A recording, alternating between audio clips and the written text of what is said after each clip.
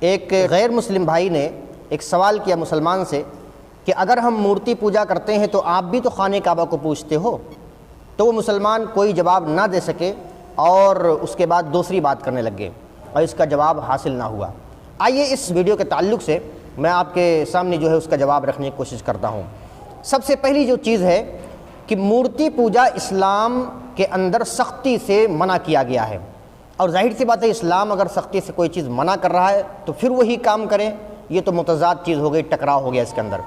صرف اسلام ہی نہیں بلکہ دنیا کا ہر مذہب جو ہے مورتی پوجا کو غلط قرار دیتا ہے، مورتی پوجا کو صحیح قرار نہیں دیتا ہے۔ دوسری چیز یہ ہے کہ یہاں پر تفریق اور فرقہ پرستی کو مٹانے کے لیے اسلام نے اپنے ماننے والوں کے اندر اتحاد و اتفاق، یونٹی اور ایکولٹی قائم کرنے کے لیے یہ کوشش کی ہے کہ تمام مسلمانوں کا قبلہ ایک ہونا چاہیے، تمام مسلمانوں کا کعبہ ایک ہونا چاہیے۔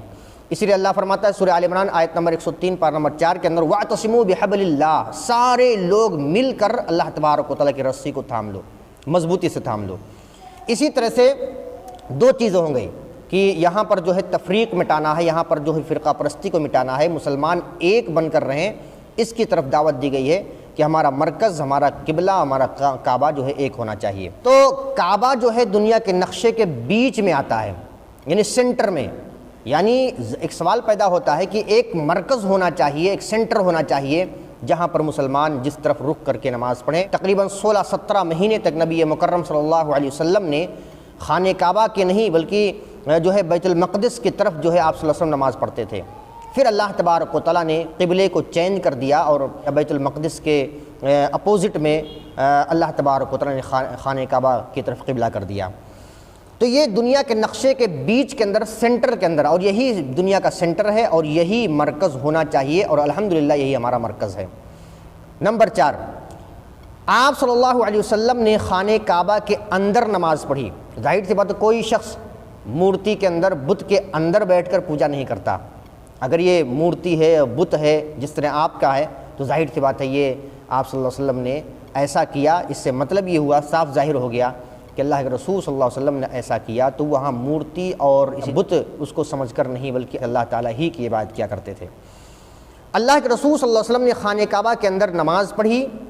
صحیح بخاری حدیث نمبر 4400 نمبر کی حدیث ہے۔ اسی طرح سے حضرت عمر بن خطاب رضی اللہ عنہ نے وہاں پر جو نصب ہے حجر اسود، اس کے بارے میں کہا تھا انی لأعلم انک حجر لا تضر ولا تنفع، بے شک حجر اسود کو کہا کہ بے شک میں البتہ جانتا ہوں کہ بے شک تو جو ہے نہ تو پتھر ہے، نہ نفع پہنچا سکتا ہے نہ نقصان پہنچا سکتا ہے۔ تو ظاہر سی بات ہے خانہ کعبہ بھی ایک پتھروں کا بنا ہوا ہے، ایک گھر نما ہے، جو ہے اسکوائر میں ہے وہ بھی، اور یا اسی طرح سے اس کے پاس جو پتھر دوسرا ہے جسے حجر اسود کالا پتھر کہا جاتا ہے، اس کے بارے میں بھی اور وہاں بھی یہی بات فٹ آتی ہے کہ کوئی بھی پتھر نفع اور نقصان کا مالک نہیں ہو سکتا۔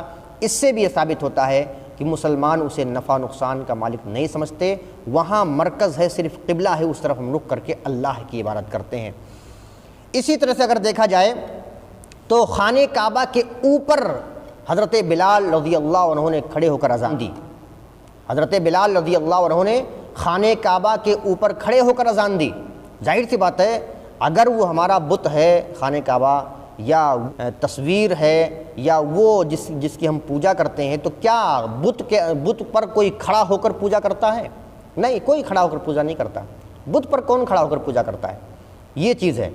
اسی طرح سے اذان کے بارے میں اگر آپ دیکھنا چاہیں تو الرحیق المختوم جو سیرت کی معتبر کتابوں میں سے ہے، صفحہ نمبر 552، اور اسی طرح سے علامہ بوصیری رحمۃ اللہ علیہ نے اس حدیث کے تعلق سے فرمایا کہ وَلَهُ شاہد، یعنی اس کے اور شواہد موجود ہیں، یعنی یہ بیان کرنے کے قابل یہ حدیث ہے کہ حضرت بلال رضی اللہ عنہ نے خانہ کعبہ کے اوپر کھڑے ہو کر اذان دی۔ تو یہ 6 چیزیں میں نے آپ کے سامنے بیان کی۔ پہلی چیز یہ ہے کہ اسلام کے اندر مورتی پوجا اور بتوں کی پوجا منع ہے اور دیگر دھرموں میں منع ہے۔ اسی طرح سے تفریق کو اور فرقہ پرستی کو مٹانے کے لیے، ایکول کرنے کے لیے، ایکولٹی کے لیے، اور اسی طرح سے وحدت کے لیے، اتفاق و اتحاد کے لیے تمام مسلمانوں کا مرکز اسے قرار دیا۔ دنیا کے اندر جو خانہ کعبہ ہے یہ دنیا کا جو ہے نقشے کے اعتبار سے یہ سینٹر میں ہے۔ اسی طرح خانہ کعبہ کے اندر آپ صلی اللہ علیہ وسلم نماز پڑھی، کون ایسا شخص ہے جو بت کے اندر یا مورتی کے اندر بیٹھ کر عبادت کرتا ہو؟ ایسا نہیں ہے۔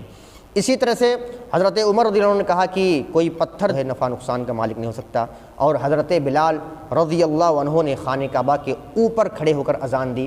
اذان بھی ایک عبادت ہے۔